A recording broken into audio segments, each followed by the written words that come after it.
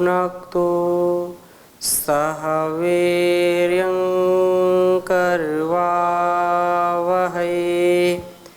तेजस्विनावधीतमस्तु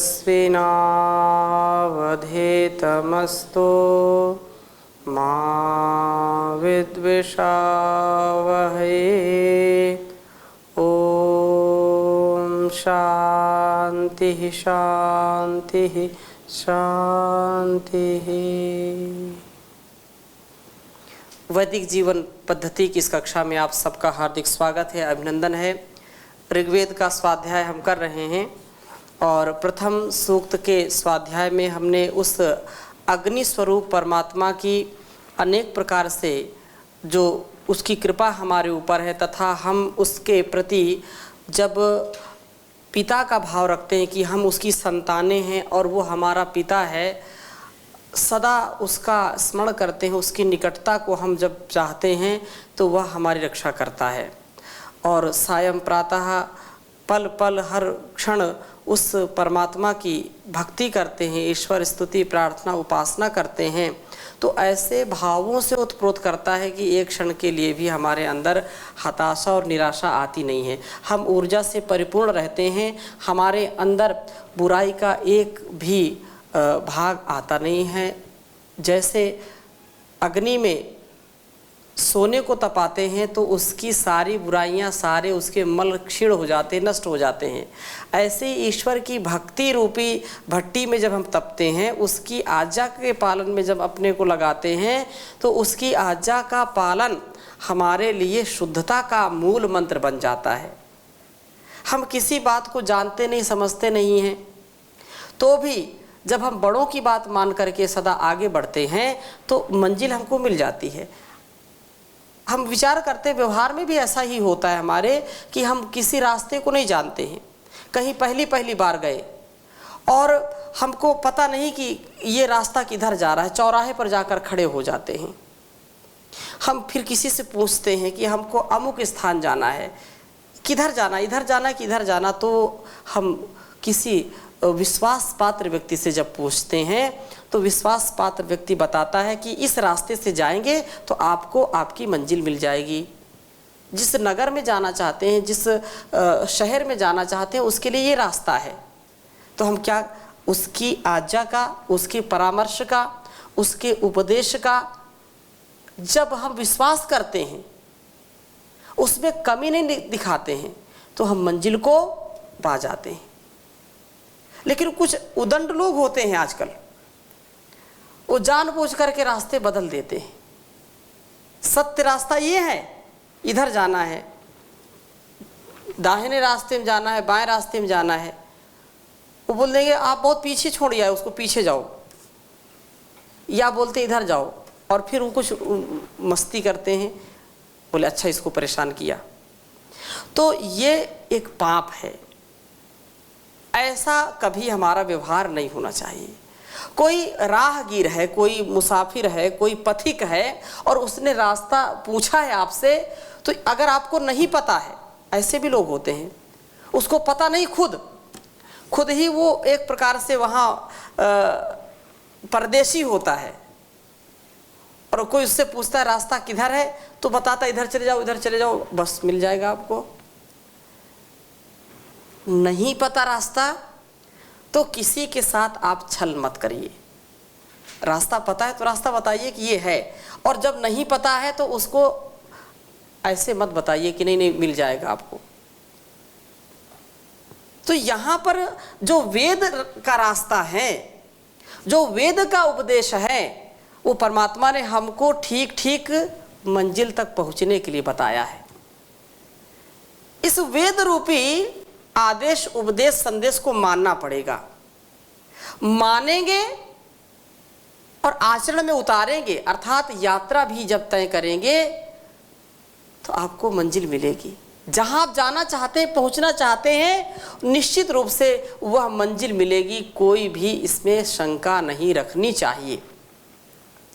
तो अग्नि सूक्त में, क्योंकि अग्नि अग्रणी भवति, वो परमात्मा सब जगह विद्यमान है, अग्रणी है, वो आगे है, सबसे विद्यमान है, प्रकाश करने वाला है, प्रकाशित सबको करता है। तो ऐसे अग्नि देवता जो सम्मुख होता है वो भी प्रकाश देता है, और बिना अग्नि के हमारा शरीर चल नहीं सकता है कि चलेगा। इस ब्रह्मांड में भी यदि सूर्य आदि अपना प्रकाश ना दें, इसको प्रकाशित ना करें, ऊर्जा ना दें, तो ये हमारा संसार चल सकता है क्या? नहीं चलेगा। ऐसे शरीर में भी यदि अग्नि ना हो तो चलेगा क्या? कोई भी बीज अंकुरित होगा क्या? नहीं होगा। इसलिए उस अग्नि को हम सर्वत्र कण-कण में विद्यमान समझें। वह अग्नि जो परमात्मा के रूप में है, वह अग्नि जो प्रकाश के रूप में है, ऐसा जब हम विचार करेंगे तो निस्संदेह इस भवसागर से पार उतरेंगे। और ये हमको विवेक मिलता है, ज्ञान मिलता है सज्जनों की संगति से, विद्वानों की संगति से। नित्य प्रति हमको वेद स्वाध्याय जरूर करना चाहिए। सज्जना नाम संगति सत्संगति कथ्यते। लोग कहते हैं कि हमारे पास समय नहीं जी, क्या करें, वेद कैसे पढ़ेंगे, वेद कैसे सुनेंगे, समय ही नहीं है। समय तो निकालना पड़ेगा। स्वाध्याय की बहुत बड़ी महिमा है, सत्संग की बहुत बड़ी महिमा है। यदि इस भवसागर से पार उतरना है तो वेद की कथाओं का सत्संग जरूर करना चाहिए। लोग अनेक अनेक कथाओं का, जिनमें कोई मतलब नहीं है, ऐसे नाचते नचाते हैं, कुछ लेना देना, केवल मनोरंजन है। वेद की जो ऋचाएं हैं, जो ऋषियों ने गाया है, ऋषियों ने अपनाया है, ऋषियों ने जिया है जिस जीवन को, उसको हमको भी जी करके अपनी संतानों को, अपने परिवार और अपने समाज राष्ट्र को उन्नत बनाने का ये बहुत बड़ा साधन है। सज्जना नाम संगति सत्संगति कथ्यते। जो धीर गंभीर विद्वान हैं, धार्मिक हैं, राष्ट्रभक्त हैं, ईश्वर भक्त हैं, ऐसे लोगों की संगति जरूर करनी चाहिए। वेद की कथाओं को जरूर सुनना चाहिए। किसी ने बहुत सुंदर कहा है, जहाँ सत्संग होता है वहाँ पर नित्य जाओ तुम, हमें फुर्सत नहीं कह कर यमों का मत गवाओ तुम। जहाँ सत्संग होता है वहाँ पर नित्य जाओ तुम। अरे सत्संग करने की न कोई उम्र होती है, अमर ये दीप है इसकी कभी बुझती न ज्योति है। इसी ज्योति से जीवन की सदा ज्योति जलाओ तुम। जहाँ सत्संग होता है वहाँ पर नित्य जाओ तुम। जरा अनुभव करके देखो कि क्या बदलाव आता है। कपट सब दूर होता है, हृदय निर्मल हो जाता है। इन्हीं सत्संगियों के संग सदा जीवन बिताओ तुम। हमें फुर्सत नहीं कहकर यमों का मत गवाओ तुम। करके एकाग्र मन को तुम जाके सत्संग को सुनना। हो के तल्लीन भावों के सुनहरे फूलों को चुनना। इसी सत्संग सागर में सदा डुबकी लगाओ तुम। हमें फुर्सत नहीं कहकर यमों का मत गवाओ तुम। चढ़े एक बार फिर उतरे न सत्संग का ये रंग। बिना प्रभु की कृपा मिलता नहीं सत्संगियों का संग। ये भी बड़े सौभाग्य से मिलता है। गुरु संतों की सेवा कर सदा सानिध्य पाओ तुम, हमें फुर्सत नहीं कह कर यह मौका मत गंवाओ तुम। जहाँ सत्संग होता है वहाँ पर नित्य जाओ तुम। तो सत्संग से क्या होता है, हमारा विवेक बढ़ता है, हमारे सोचने समझने, हमारे विचारों का जो स्तर है वो उच्च हो जाता है, दिव्य हो जाता है। तो उस विधा से, उस विद्या से, उस ज्ञान परंपरा से हमको सदा जुड़ने का प्रयास करना चाहिए, जिससे हमारा आत्म कल्याण, समाज कल्याण और राष्ट्र कल्याण होता हो, विश्व कल्याण होता है। ऐसी भक्ति यदि होगी तो निश्चित रूप से हम बचेंगे। लोग जाते नहीं सत्संग में, लोग सुनते नहीं कथाओं को। कथा मतलब जो वेद कथा है, जो कथा हमारे प्रत्येक अवगुणों को, दुर्गुणों को, दुर्व्यसनों को अच्छा बना दे, उन कथाओं को सुनना चाहिए। लेकिन निंदा स्तुति लोग करते रहते, उसके लिए खूब समय निकल जाएगा। अच्छा उसने क्या कहा, उसका क्या हुआ, वो कहाँ गया, फिर क्या हुआ, तो ये सुनना चाहते हैं हम। ये क्या करना चाहते हैं, सुनना चाहते हैं, दूसरों की निंदा सुनना चाहते, जिससे हमारा द्वेष है उसकी हम क्या सुनना चाहते हैं, निंदा।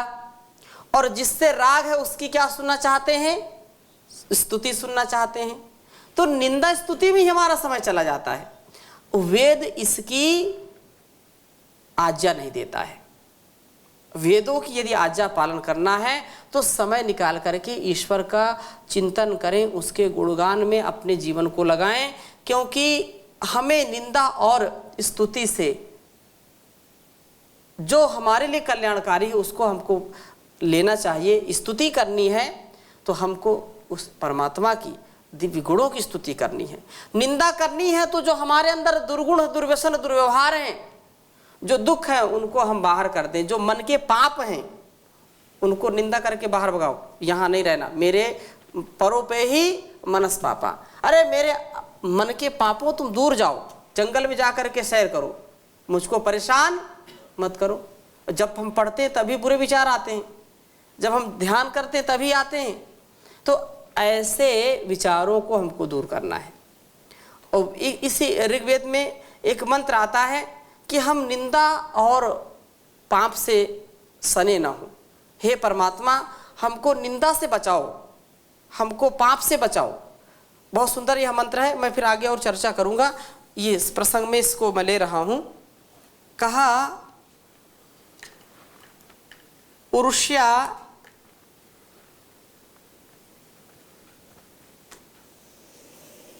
ओम उरुष्या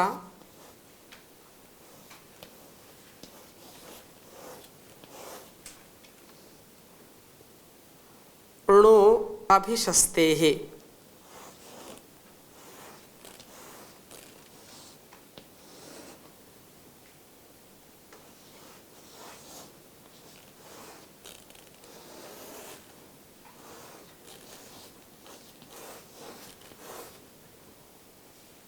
अभिशस्ते है।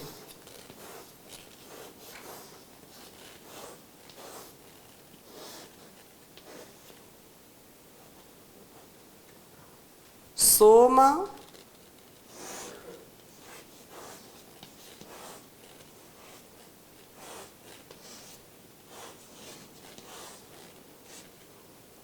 सोमनी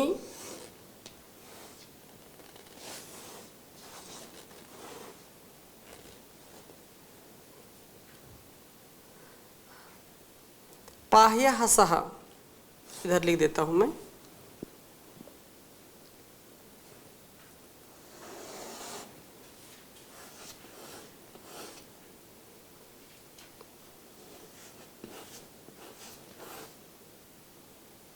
पाह्यंस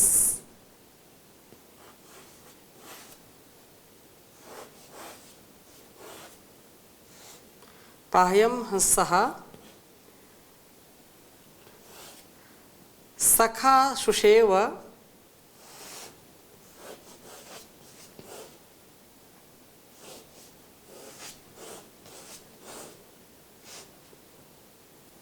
सुषेव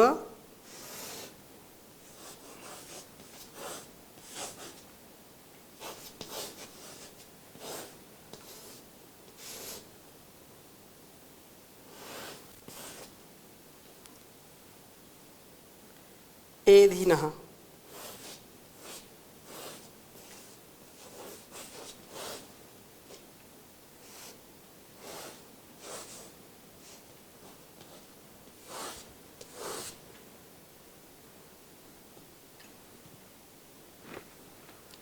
निपाह्य ओम उरुष्याणो अभिशस्तेः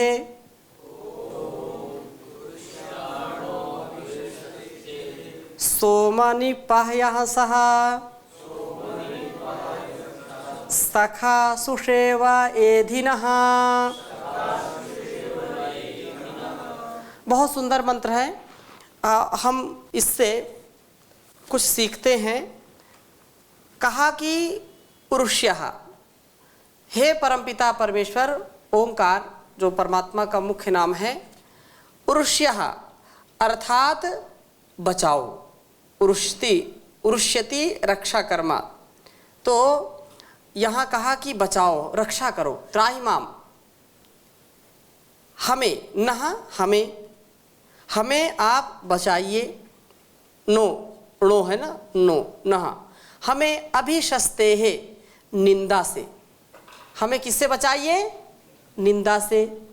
निंदा चुगली न जिसको सुहाए, प्रभु संगत ही जिसको भाए, सत्संगत ही जिसको पसंद है, उसे हरदम आनंद ही आनंद है।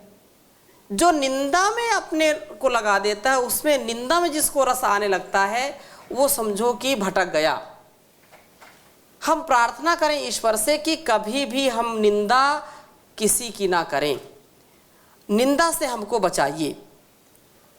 और सोम, हे सोम, निपाही, पूर्णतः बचा लो, पाही पाही माम, रक्ष माम, त्राही माम, ऐसा कहते हैं ना, त्राही माम, पाही माम, रक्ष माम।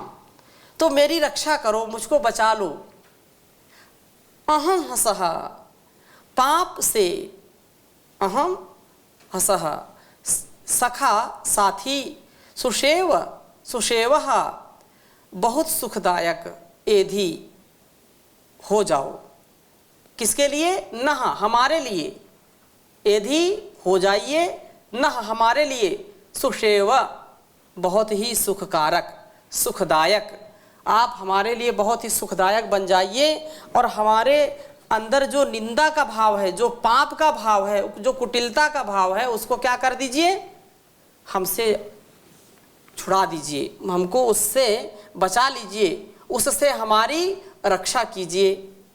हमारी निंदा या तो तब होती है जब हम असत्य कर्म करते हैं, जब हम जो कर्म नहीं करने के योग्य है उस कर्म को करते हैं तो हमारी निंदा होती है। और हम कभी दूसरों की निंदा करते हैं। तो दोनों स्थितियों में हम बचे रहें। हमारा ऐसा स्वभाव ना हो कि हम किसी की निंदा करें, चुगली करें, और हम ऐसे कोई कर्म ना करें, ऐसे कोई भी कर्म ना करें जो पाप से युक्त हो और इस लोक में, इस संसार में निंदा के हम पात्र बन जाएं। निंदनीय कार्य कोई भी ना करें, उससे हमको बचा लीजिए। तो यही प्रार्थना इसमें कही कि हम सत्कर्म करते हुए सदा आगे बढ़ें, कुकर्म ना करें, अधर्म ना करें, जिससे निंदा के हम पात्र बने। तो असत कर्म करने से निंदा होती है, और जब हमारे सत्कर्म किसी भी स्वार्थ पूर्ति में बाधक बन जाते हैं या बाधक हो रहे होते हैं, तब हमारी निंदा होती है। इनमें से दूसरे प्रकार की निंदा की तो हमें परवाह नहीं करनी चाहिए। दोनों बात है ना, हम सत्य काम कर रहे हैं और फिर भी कोई झूठ ही झूठ निंदा कर रहा है, वो तो ऐसे, वो तो ऐसे। परम पूज्य श्री स्वामी जी महाराज ने पहले योग कराया, तो योग से इतने फायदे होते हैं। योग करने से रोगों का जो है शमन हो जाता है, रोग नष्ट हो जाते हैं। बीपी, शुगर, किडनी, ये सब अलग अलग दमा, श्वास आदि के लिए जब कहा कि समाप्त हो जाते, लोगों ने बड़ी निंदा की, लोगों ने ठीक भी किया तो भी निंदा की। फिर आयुर्वेद के ऊपर कितने लोगों ने टिप्पणी की, फिर विकट संकट में कोरोनिल बना दी तो उस पर कितने लोगों ने निंदा की। लेकिन ऐसी निंदा से नहीं डरना चाहिए।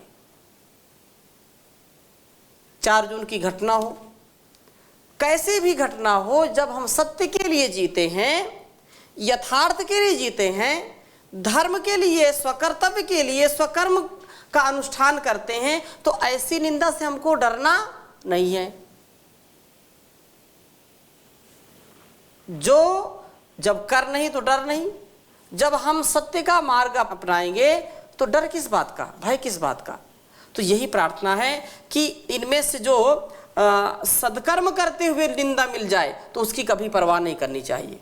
वो तो ददतु ददतु गालिम, गालिमंतो भवंता, ददतु ददतु गालिम गालिमंतो भवन्तः, वयमिह तद्भावे गालिदाने समर्था, जगति विदितमेता दीयते विद्यमानं, नहि शशक विषाण कोऽपि कस्मै ददाति, कोऽपि कस्मै ददाति।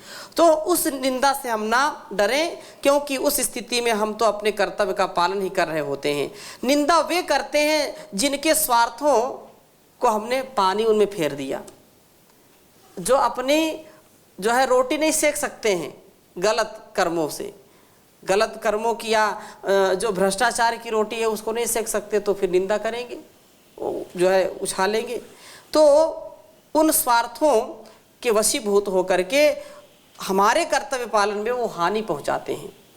परंतु प्रथम प्रकार की निंदा का भाजन होने से हमको बचना चाहिए, अर्थात कुकर्म से बचना चाहिए, गलत कर्मों से बचना चाहिए। उसके लिए कभी भी एक क्षण प्रमाद न आए कि हम प्रमाद में गलती हो गई, हमने कर दिया।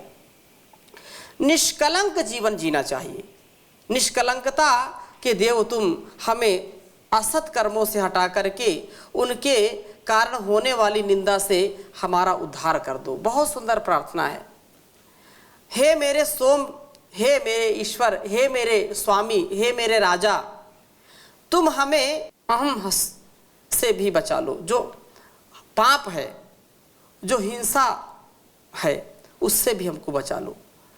पाप को अमहस यहाँ आया है ना, पाही अंशः, पाप से बचाओ। पाप क्या है? शास्त्रकारों ने ब्रह्म हत्या, गोहत्या, सुरापान, चोरी, गुरु एवं माता पिता की उपेक्षा करना, कन्या विक्रय करना, मिलावटी माल बेचना, कम तोलना, दूसरों की धरोहर हड़प लेना तथा व्यभिचार करना, वृक्षों को विशेष रूप से जो फलदार वृक्ष हैं उनको नष्ट कर देना। यदि एक वृक्ष काटा है तो 10 वृक्ष लगाना चाहिए, तथा और भी अनेक ऐसे कर्म जो पाप की कैटेगरी में आते हैं। ऐसे कर्म नहीं करने चाहिए, इनका परित्याग करना चाहिए। पापों में इनको जो है परिगणित किया है, उनको उनकी गिनती की गई है। अन्य भी बहुत सारे मन के पाप आते हैं, तो ये तो बड़ी लंबी लिस्ट है, लेकिन कुछ संक्षिप्त में कुछ नाम जैसे बताए हैं। इनके आने से अन्य पाप भी आ जाते हैं, तो इनसे बचना चाहिए। कर्तव्य पालन करने व पापों को न करने का व्रत लेकर के हम निंदा से बच सकते हैं। संसार की जो निंदा है उससे बच सकते हैं, तथा हम दूसरों की निंदा से भी, हम दूसरों की निंदा करते हैं उससे भी हम बचेंगे। हमारा स्वभाव बहुत सुंदर हो जाएगा। तो यह विशेष बात कही है। और इसमें दूसरों की निंदा के लिए, स्वार्थ के लिए कुछ लोग लगे रहते हैं, और इससे बचने का भर्तृहरि ने बहुत सुंदर श्लोक लिखा है। एके सत्पुरुषा परार्थ घटका स्वार्थान् परित्याज्य ये सामान्यस्तु परार्थमुद्यमभृतः स्वार्था विरोधेन ये ते मानुषराक्षसा परहितं स्वार्थाय निघ्नन्ति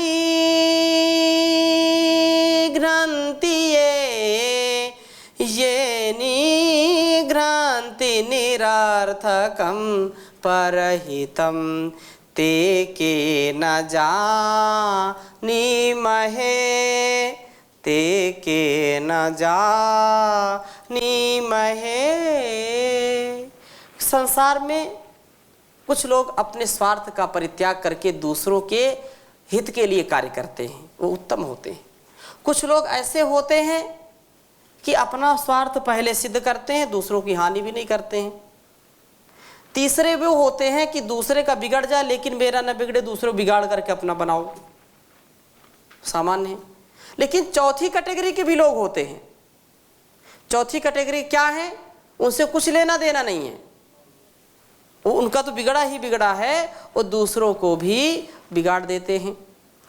दूसरे के कार्य को कुछ भी बिना किए हुए उसको वह नष्ट करते हैं, केवल चलते फिरते नुकसान करते हैं। तो ऐसे लोगों से बचना चाहिए। ऐसे हो हे सोम, हे प्रभु तुम सौम्य हो, निर्दोष हो, अनिंद्य हो, कीर्तिमान हो, वंदनीय हो, मेरे लिए भी तुम सुशेव अर्थात सुखदायक हो जाओ, दिव्य आनंद के दाता बन जाओ, मैं सदा आनंद में रहूं। तो आज की कक्षा को इन्हीं शुभ संकल्पों के साथ विराम देते हैं। शेष चर्चा अगली कक्षा में करेंगे। ओम शांति शांति शांति।